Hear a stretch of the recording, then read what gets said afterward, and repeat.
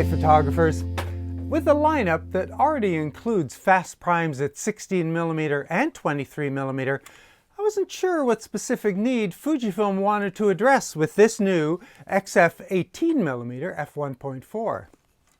Well, this is my XF 16mm F1.4, a lovely lens which pairs nicely with the XH1. Now, it has the WR weather-resistant branding, and in addition to a large f1.4 aperture, which provides a very pleasant bokeh, it has two features that appeal to me.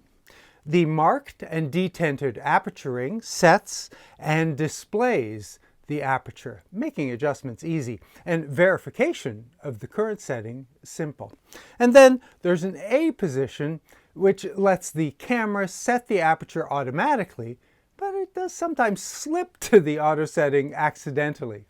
And the focus ring doesn't turn in autofocus mode, which provides for a nice solid hold.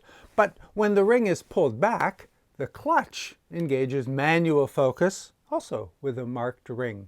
Markings help to size the depth of field area based on the aperture.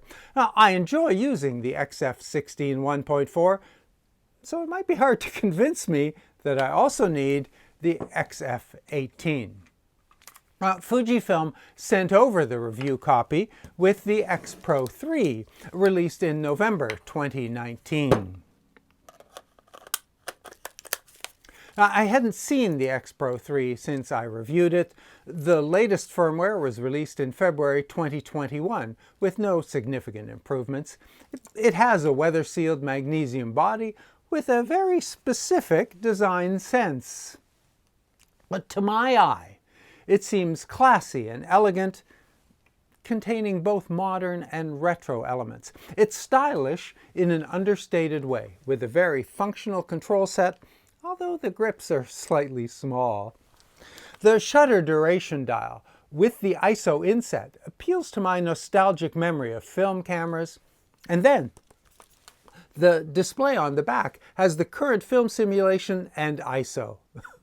But why am I talking about the style of this camera? Because much more than other manufacturers, Fujifilm seems to care deeply about design and style. So stylistically, this XF 18mm lens seems designed to pair with the X Pro 3.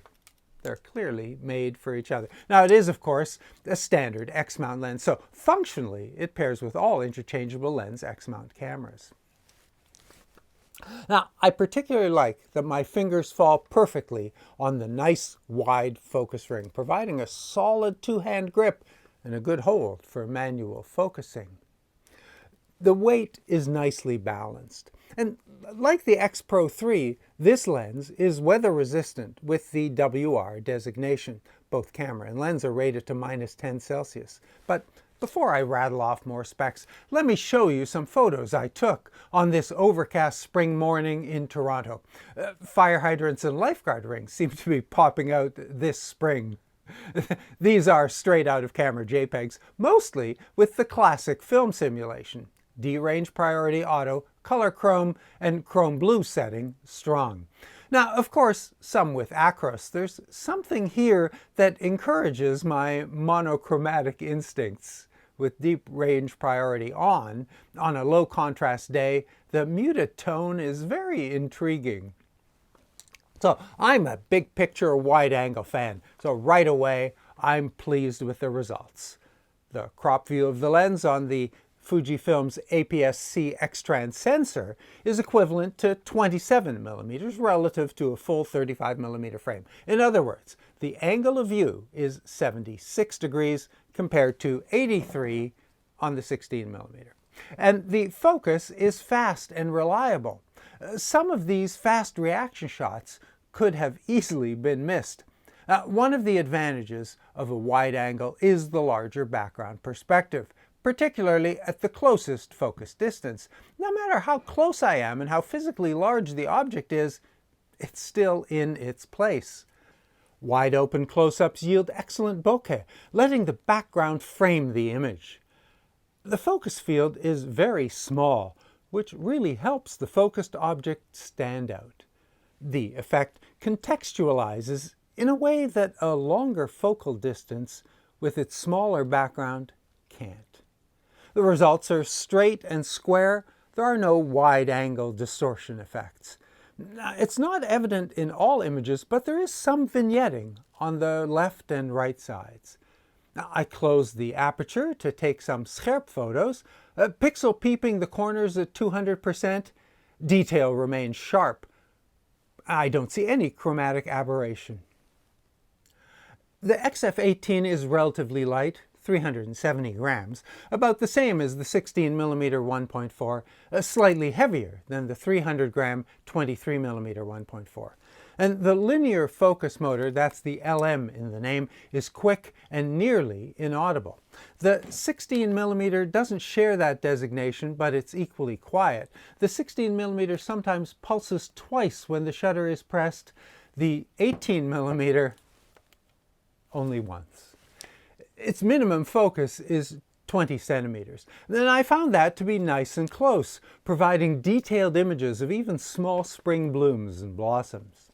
The aperture ring has 22 detented stops from f1.4 to f16 as well as auto. And there's an auto engagement button, so you don't accidentally switch auto aperture on or off. And that's a relatively recent X-mount lens feature and an improvement over the 16mm, which has no button. The larger focus ring turns freely in a focus-by-wire way and is not marked. But the X Pro 3, like many Fujifilm models, has a linear focus ring option in the menu, which provides similar advantages to return to a specific focus point. Now, in manual focus, like most Fujifilm models, the screen displays the depth of field as a blue bar around the focus point. The round plastic lens hood is included. An optional square metal one, like this one on the 16 f1.4, is available. The filter diameter is 62 millimeters, and I'm noting that the 16mm is 67, so hoods and ND filters are not interchangeable. The lens is not optically stabilized, and neither is the X Pro 3. That means keeping your eye on the shutter speed when shooting with aperture priority. Now, it's a good wide-angle addition to Fujifilm's X-mount lens collection. Not the widest. Fujifilm also has a 14mm f2.8 prime. That's also worthy of consideration. Now, is it reasonable to use style to make your decision about a lens? Well, if all the technical details are as nicely covered as they are here, sure. But it's always your decision. I'm not here to sell you stuff, just to tell you about it. As I said at the beginning, I'm not sponsored, so I don't stop in the middle to promote some product or service, nor do I allow YouTube to interrupt my videos with mid-roll ads. Those decisions make this a better channel for you, but they do have a financial impact, so I am very grateful to those of you who have decided to support this channel by becoming a member. Now, if membership is for you, please use the join button below, but subscribers need not worry. No content will ever be behind a paywall. And I do read and reply to all relevant and civil comments and questions. Thanks for watching. Stay safe.